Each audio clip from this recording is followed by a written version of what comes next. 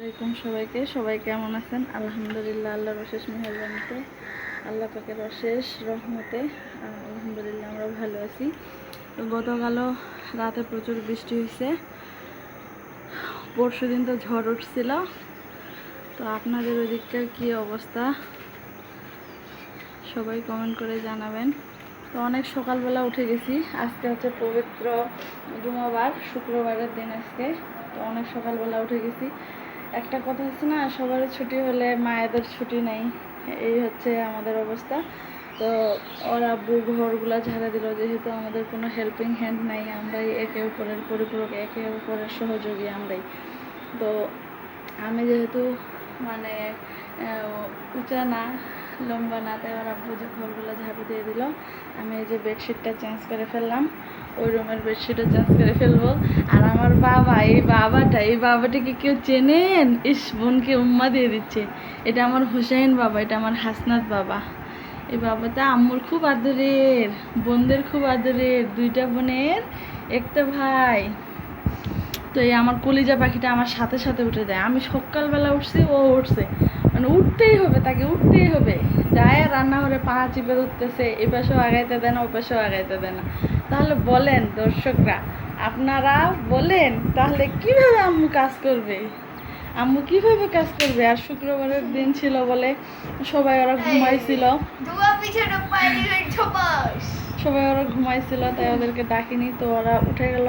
আমার মোটামুটি সব রান্না হয়ে গেছে, তো একটা রান্না বাকি আছে, ওটা পুরো করতেছি আস্তে আস্তে।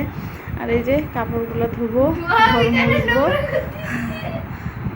মানে যাদের ঘরে ছোট বাচ্চা আছে তারাই বুঝবে কেমন, মানে সব জিনিস উছালো। দেখেন দেখেন, ওর চলতেই থাকবে সব কিছু গোছালো। এই যে কোনো কাপড়ও ভাঁজ করা দেখতেই পারবে না। এই যে এইখানে ভাঁজ করে রাখছিলাম, এইটা এই যে এইভাবে খুলতে পারে, খুলে ইয়া করতেছে। এখন ভাবতেছি এখানে আংটা সিস্টেম করে নেব। তো এরকম করতেই থাকে, সব ঘর একবারে অগোছালো করবেই করবে। তো আজকে রান্না ভুড়ি রান্না করব। আর এখানে কালকের একটা ওই যে পুঁই শাক আর আলু ভাজিটা রয়ে গেছে, যে ভুড়ি ভেজে দিয়েছি। আর এখানে আমি যে এটাকে আপনারা ডাল বিরিয়ানি বলবেন না বুট বিরিয়ানি বলবেন, কি বলবেন জানি না। আজকে কোনো হলুদ দেয়নি আর কোনো মশলাও দেয়নি বেশি, শুধু তেজপাতা, দারুচিনি, এলাচ এগুলোই আর কি দিয়েছি। মানে পোলার মতো করে রান্না করছি। এখানে রান্না করছি। আর দুপুরের জন্য সাদা ভাত করছি। আর এখানে আছে যে ট্যাংরা মাছ, এখানে হচ্ছে টমেটো আর শসার মরিচ দিয়ে সালাদ, পেঁয়াজ দিইনি। আর এটাতে হচ্ছে টমেটোর ভর্তা, ভাজে ভর্তা করছি, তেলে ভাজে। আর এটা এখানে বেগুনের চাক ভাজি করে নিছি। আর এখানে আলু ভাজি করে নিয়েছি। তো এই দিয়ে এখন ডাল বিরিয়ানিটা খাওয়া হবে।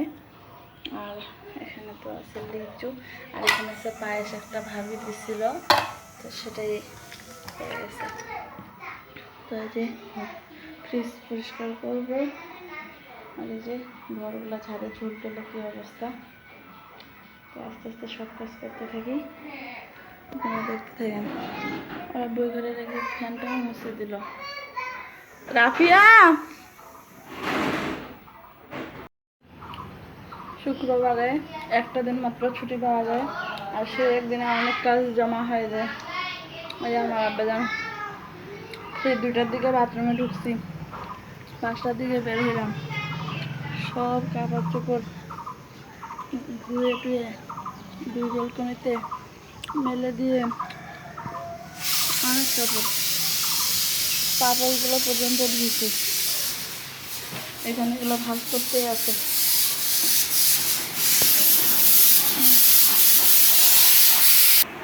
রান্না করতে গেলেও কাজ বাড়ে যায়। প্রেশার কুকারে ভুলে দিয়েছি সেদ্ধ ভাজতে পাবো। আর এই আমার আব্বাজান রাম শরীর করতে বসতে। উঠো উঠো,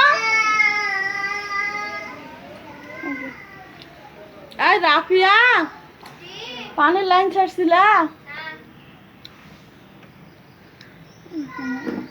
বেডশিট, বালিশের কভার টভার সব ধুয়ে টুয়ে দিয়ে মেলে দিছি। এই বেলকনিতে কাপড় দেওয়া যায় না কেন? ওই যে ওই কোনাটাতে পাখির বাসা, ওপর পাশে পাখি পায়খানা করে দেয়। এই যে গাছের পাতাগুলোও খায় নিয়েছিল পাখিগুলা, এই জন্য পাখিগুলোকে কিছু বলিও না। বাসায় পড়ছে বা বাচ্চা দিছে মনে হয়, চড়ুই পাখির বাসা। তারপরে আবার ঘর টরগুলো মুছে টুছে। এই যে এখন আমার বাবার কান্নাকাটি শুরু হয়েছে। এখন একটু যাবো ওষুধ আনতে ডাক্তারের কাছে।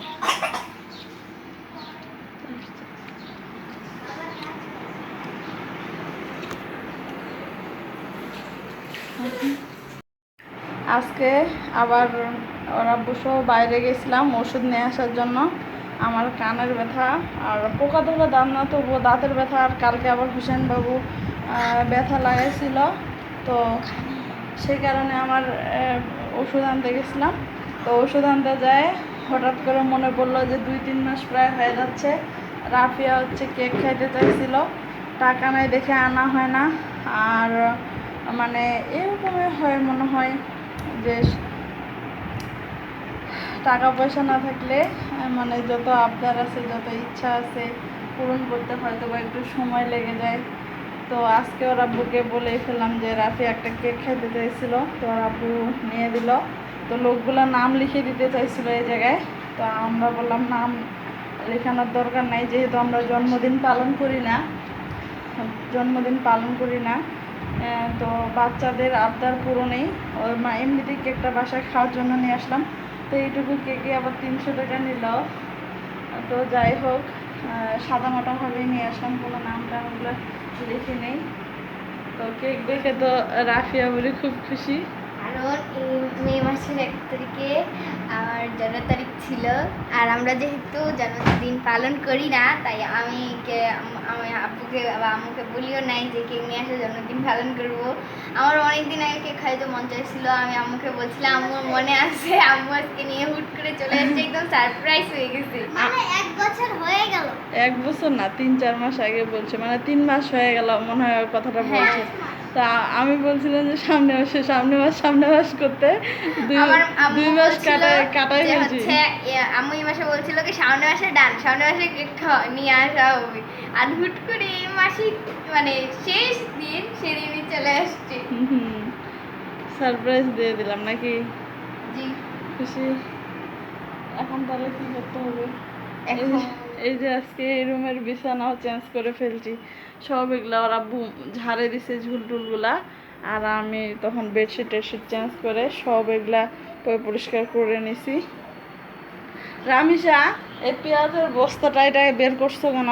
আমি বের করে অধীর আগ্রহে বসে আছি কখন কেক খাবো। হ্যাঁ, তো আব্বু আসলে তখন কাটিও। যাও এটা ফ্রিজে রাখে দাও। তো দর্শকরা, আপনারা আমার বাচ্চাদের জন্য দোয়া রাখবেন সবাই, ওরা যাতে ভালো থাকে। বিদায় দিয়ে দাও, আসো। এতটাই ব্যস্ত, ওখান থেকে হাত নাড়াইতে লাগে। কি আমাদের ভিডিওটা ভালো লাগলে আমাদের চ্যানেলটিকে লাইক করবেন, কমেন্ট করবেন, সাবস্ক্রাইব করে দেবেন আমাদের 3 ছানার গল্প দেখার জন্য, আর আমাদের ছোট ছোট জীবনের গল্প দেখার জন্য। আর আমাদের ভাইকে ভালো লাগলে অবশ্যই সাবস্ক্রাইব করবেন, কমেন্ট করবেন।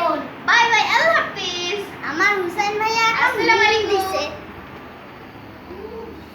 তো এইখানে প্রেসার কুকারে কচু আর পুঁই শাক রান্না করে নিচ্ছি। আর এখানে যে ভুড়ি চাপাইছি, ভুড়িটা প্রেসার কুকারে সিদ্ধ দিছিলাম, দেখাইছিলাম। তো পেঁয়াজ বেরেস্তা করে নিয়ে ওটাতে আর কি বাগারের মতো করে দিলাম। এইভাবে খুব টেস্ট হয়। এখন এটা আমি আস্তে আস্তে ভাজতে থাকবো, পানিটা টানে নিবে, এটাও আর একটু সিদ্ধ হয়ে যাবে। তো ভুড়িটা রমজান মাসের আগেই আর কি কেনা ছিল, আব্বুরা আনে দিছিল। তো সেটাই আর কি, একটা পুটলা ছিল সামনে, যেহেতু আবার কোরবানি চলে আসতেছে, ভাবলাম রান্না করে ফেলি। আর ওর আব্বু একটু বাইরে গেছে আমাকে নামাই দিয়ে। আর এখানে আমার হুসেন আব্বু ঘুমায় আছে।